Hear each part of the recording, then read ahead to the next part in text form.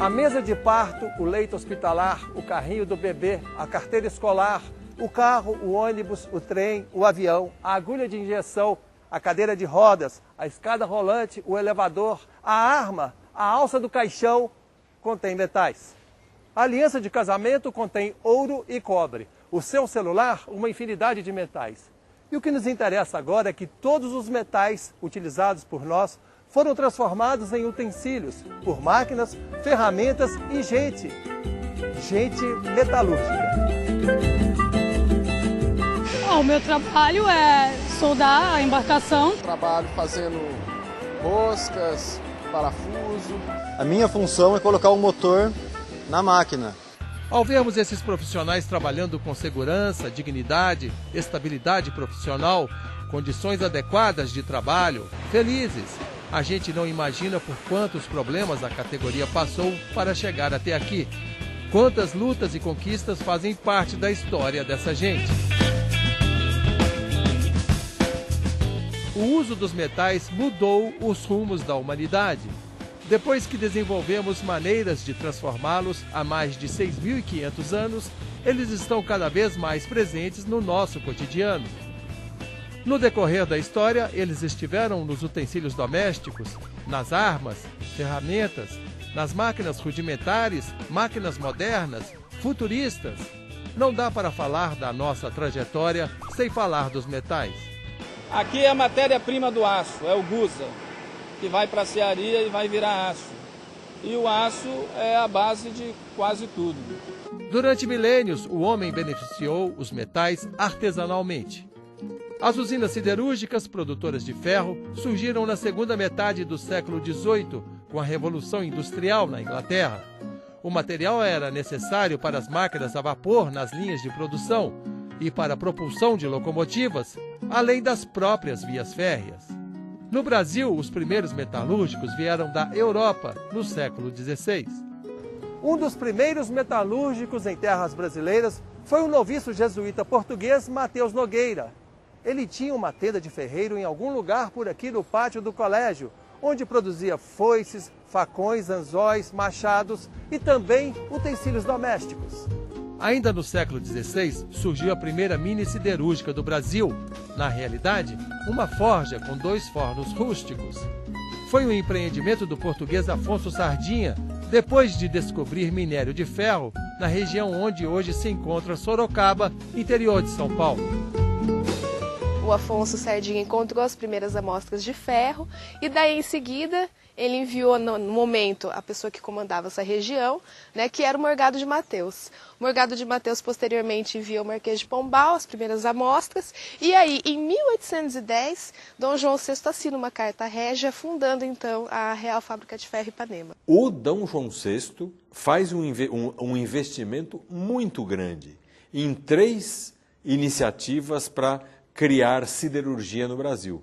No norte de Minas, no centro de Minas, no caminho de Ouro Preto, ali em Congonhas, e aqui em Sorocaba. A mão de obra em Ipanema ela sempre foi muito diversificada, né? Porque havia assim os escravos, né? Os africanos livres que tiveram uma experiência muito próxima da escravização, porém não eram escravos, os operários livres, a população pobre ao entorno, e os operários estrangeiros, principalmente os alemães, os suecos, né, e os prussianos. A concorrência com produtos importados da Inglaterra comprometeu o desenvolvimento da siderurgia brasileira durante o século XIX. A maior parte dos trabalhadores migrou para as lavouras de cana-de-açúcar e de café. Somente na segunda década do século XX, a indústria siderúrgica no Brasil assume sua real importância com a criação de usinas em Minas Gerais. Em 1946, a Companhia Siderúrgica Nacional, a CSN, entra em operação em Volta Redonda, Rio de Janeiro. O alto-forno é um reator metalúrgico. Então a gente carrega carga metálica e coque, que é o combustível. E aqui embaixo sai o gusa líquido.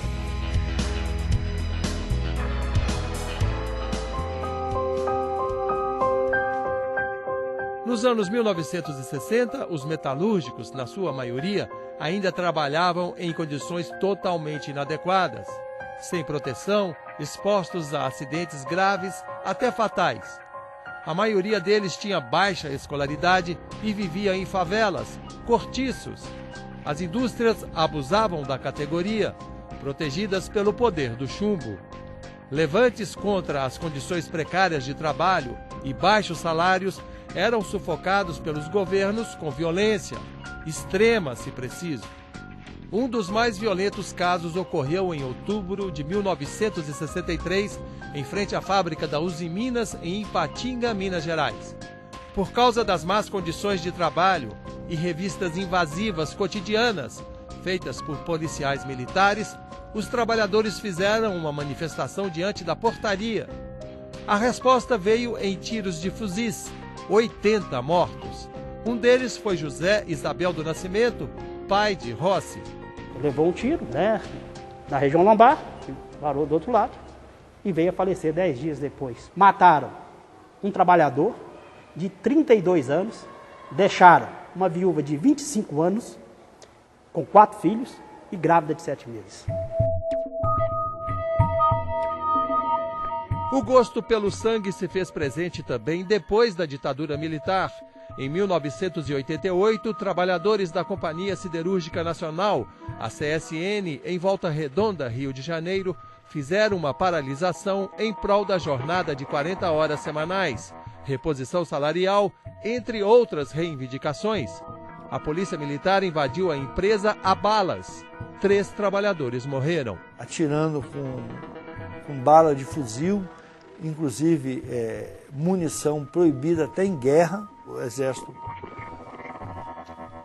estocando baioneta contra os trabalhadores, e os trabalhadores correram para a linha de trem e se armaram de pedra e apedrejaram o exército. Barroso teve a cabeça esmagada de porrada. Ridículo isso aí. As reivindicações foram atendidas, mas a perseguição aos trabalhadores perdurou. A decisão do presidente da empresa foi demitir a direção do Sindicato Metalúrgico, Sindicato de Engenheiros, Sindicato de Desenhistas, todos os sindicatos contabilistas, todos esses que contribuíram para o movimento foram perseguidos e demitidos. Além das más condições de trabalho dos metalúrgicos, nos anos 1960, 70 e 80, havia o arroxo salarial. Era o governo quem decidia os reajustes de salário, sempre inferiores à inflação. No final da década de 1970, o então Sindicato dos Metalúrgicos de São Bernardo do Campo e Diadema enfrentou a ditadura. Mesmo com a proibição das greves, sob o comando do então presidente do sindicato Luiz Inácio da Silva, o Lula, milhares de metalúrgicos puseram as mangas para fora. Um grito preso na garganta há séculos começava a mudar a relação capital-trabalho no Brasil. Quem é que concorda com a proposta dos patrões? Quem é que quer a greve segunda-feira à meia-noite? A luta da categoria foi importante também em outros estados brasileiros.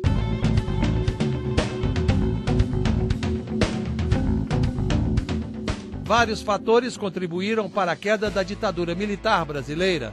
Um deles, com certeza, foi o protagonismo dos metalúrgicos do ABC paulista. As paralisações em prol dos direitos dos trabalhadores no decorrer das décadas de 1970 e 1980 balançaram o poderio dos militares. Eleições para presidentes civis viraram de vez aquela página da história. As conquistas trabalhistas dos metalúrgicos chegaram a outras categorias.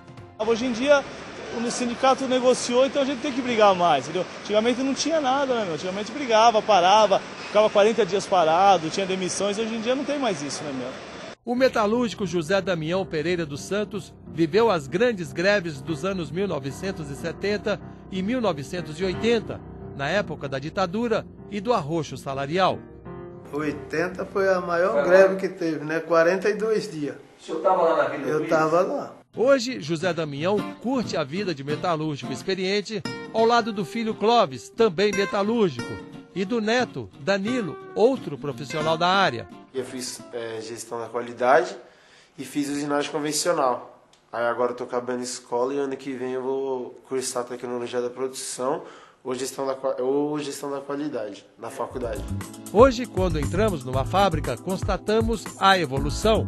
Os metalúrgicos trabalham com diversos itens de segurança, simples precauções que salvaram a vida de centenas de pessoas no decorrer da história recente da indústria metalúrgica. Nós tínhamos o protetor auricular, tinha a bota com bico de aço, né? Luvas, capacete, óculos. Clóvis Pereira dos Santos trabalha na Volkswagen há 20 anos. Começou como soldador e hoje está no controle de qualidade. Ele viveu alguns momentos difíceis da indústria automobilística. Começou a trazer carro importado aqui para nós, né? E por um custo às vezes até menor, isso poderia afetar por parte da metalúrgica, né?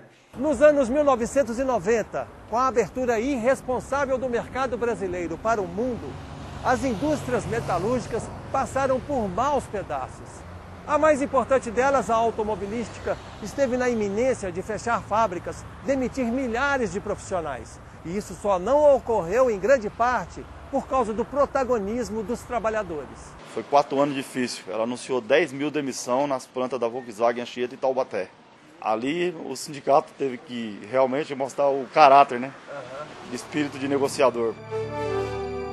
O então Sindicato dos Metalúrgicos de São Bernardo do Campo e Diadema, junto com fabricantes e governo federal, fecharam acordos para viabilizar a indústria de automóveis no país dentro das chamadas câmaras setoriais. Todos os envolvidos fizeram concessões em prol do sucesso. Tudo que a empresa passava para a gente procurava fazer da melhor forma para poder manter o pessoal,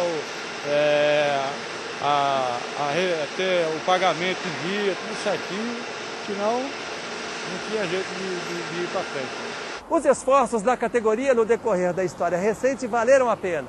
Embora o mercado de automóveis tenha oscilações, a indústria automobilística brasileira atingiu números recordes a partir dos anos 2000. Você sabia? Em 2002, o Brasil produziu 1.630.000 automóveis. Em 2013, o número de veículos fabricados subiu para 3.740.000, aumento de 230%. Eu fui a primeira mulher aqui, né? Nossa, foi um orgulho.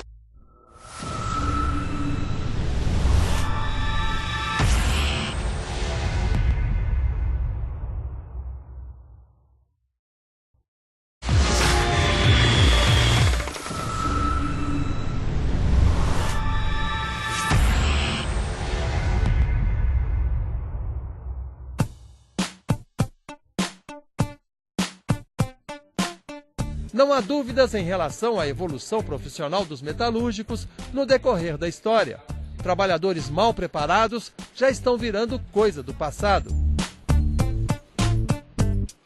Os profissionais do setor estão cada vez melhor preparados. Hoje em dia, não é nenhuma surpresa encontrar diversos deles com curso superior na linha de montagem.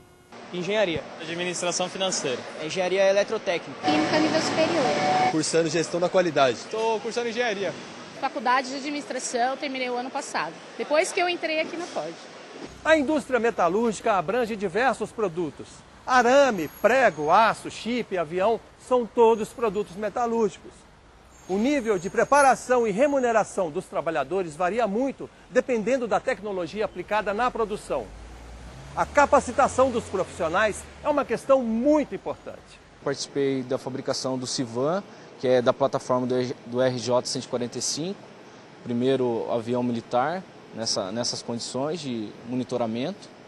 Participei dos 2 primeiros protótipos do Legacy, né? Lembro até hoje dos números de série, 363 e 412. O Brasil tem mais de 2.400.000 trabalhadores metalúrgicos. Somente 20% deles são mulheres. Mas, dependendo do setor, o número delas supera o de homens, como na indústria de eletroeletrônicos. As pessoas dizem que metalurgia é coisa para homem, que é... Não, é tudo mentira. Para mulher Isso é tudo um mito. No início você dá aquele baque, né? Porque você tem que saber fazer o serviço e ao mesmo tempo não atrapalhar o deles, né? Porque é o universo deles, você não tem como entrar ali e querer fazer tudo da sua maneira, né? Hoje não tem nenhuma diferença. Eu não sinto muita diferença nesse ambiente homem e mulher. Eu me sinto muito operadora de sinterização. Temos bastante mulheres agora nas áreas mais específicas que tem mais cuidado na área de qualidade, fabricação, montagem e pintura. Está crescendo cada vez mais o número de mulheres trabalhando com a gente. Nós treinamos mulheres a todos os tempos em operação. Isso para nós é normal, não tem por que ser diferente. Eu fui a primeira mulher aqui, né? Nossa, foi um orgulho que abriu bastante portas para muitas mulheres aqui. A gente provou que mulheres sim podem estar trabalhando numa linha de montagem, pode exercer a mesma função de um homem, tranquilamente, tanto que muitas mais mulheres, depois que nós entramos, conseguiram entrar. O crescimento da mulher no mercado de trabalho brasileiro é inexorável. Quer dizer, elas conseguem uma competência, uma qualidade muito melhor. Mulher está aí para ser advogada, médica, metalúrgica, tudo. Mulher é isso, não é? Mesmo com o aumento da participação no mercado de trabalho, as mulheres muitas vezes recebem salários inferiores aos dos homens que exercem a mesma função. E quando assumem cargo de chefia, a história normalmente se repete. As empresas tinham um salário mais alto nos cargos de chefia. Eles foram reduzindo o salário e com isso aí eles foram tirando mais dos homens e colocaram as mulheres. A categoria dos metalúrgicos ainda tem dificuldades para que as conquistas trabalhistas sejam as mesmas em todo o país. Trabalhadores que exercem funções idênticas têm salários muito diferenciados, dependendo da região onde trabalham. Migra as empresas, mas não migra as condições de trabalho, de salários que tem aqui na região do ABC, fruto da luta que o sindicato sempre realizou, né? No decorrer da história, os metalúrgicos brasileiros mudaram o curso da nação. Não foi à toa que um deles assumiu a presidência do país por 2 mandatos. Mas, apesar do protagonismo, os sindicalistas não param de atuar em defesa da categoria nos diversos setores da indústria metalúrgica. Desde 2007 o sindicato está pedindo essa escala francesa, que é 6x4, trabalha 6 dias, folga 4. A gente conquistou a valorização nos pisos, né? Os pisos salariais. Na questão da PLR, da estrutura de cargo e salário. O sindicato passa a ser a voz do funcionário. Porque o sindicato vai lá, conversa o interesse do funcionário sem identificar o funcionário. Isso é importante. O sindicato é uma ferramenta importante para todo mundo, né? Independente de ser uma metalúrgica ou não.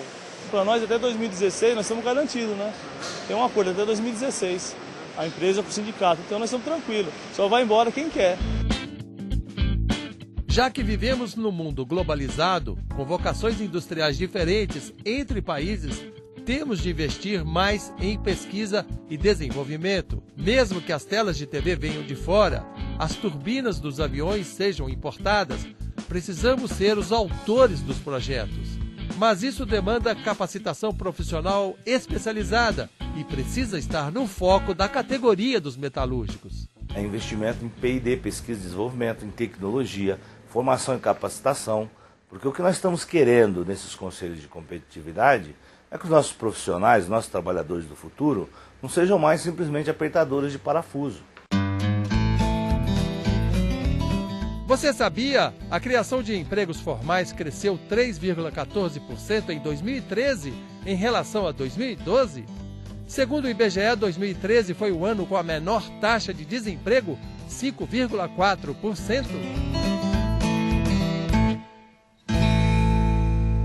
Eu tenho certeza que a gente construiu um sonho para aquele usuário.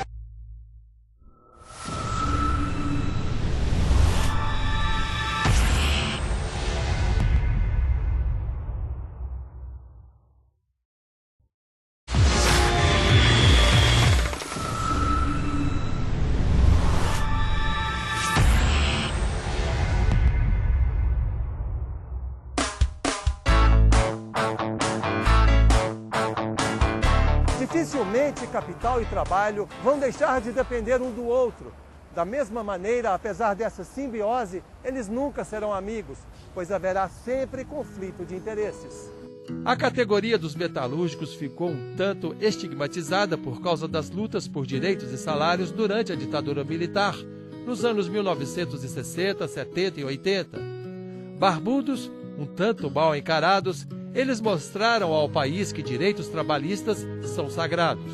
As empresas precisam existir, mas os trabalhadores têm de viver com dignidade.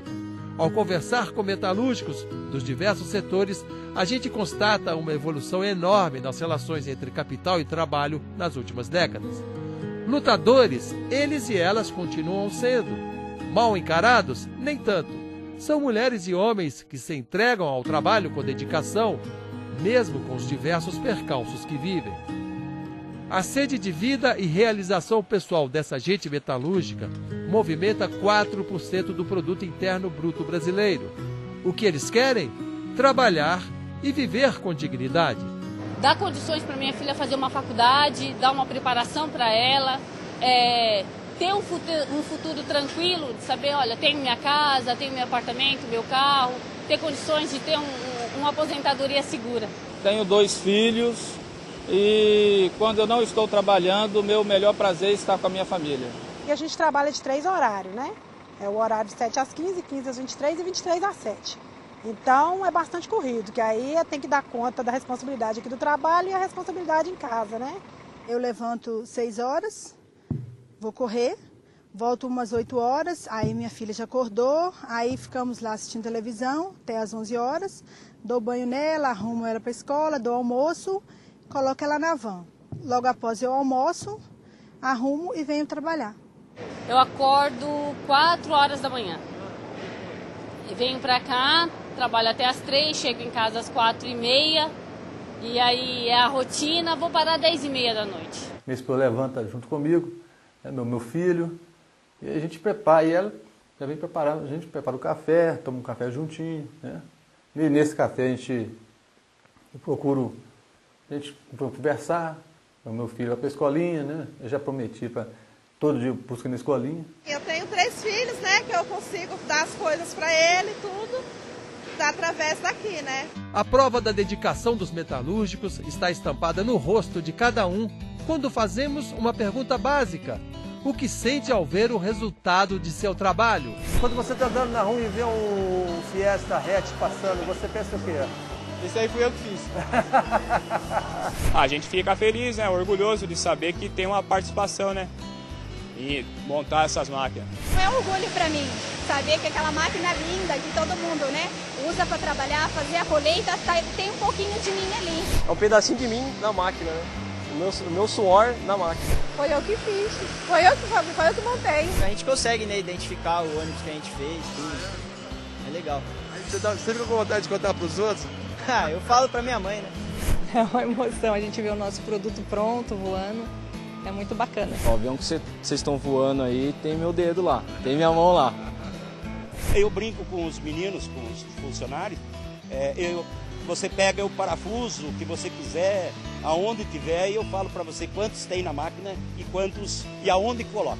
Eu me sinto muito feliz quando eu vejo alguém com a motocicleta da marca Honda, porque eu tenho certeza que a gente construiu um sonho para aquele usuário. Eu montei aquela moto. Meu trabalho está lá, ele pode ser pequeno ou grande, ele está lá dentro. Você se lembra? A mesa de parto, o leito hospitalar, o carrinho do bebê, a carteira escolar, o carro, o ônibus, o trem, o avião, a agulha de injeção, a escada rolante, o elevador. Todos esses produtos e uma infinidade de outros, contendo metais, foram transformados em utensílios por máquinas, ferramentas e gente. Gente lutadora, transformadora, batalhadora, trabalhadora. Gente metalúrgica.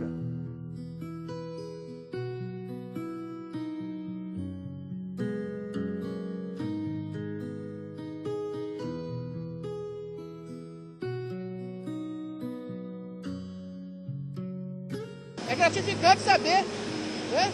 Eu estou aqui no Brasil, tem gente na Europa, tem gente lá na Ásia, né? O mundo todo usando o produto, passou da minha mão.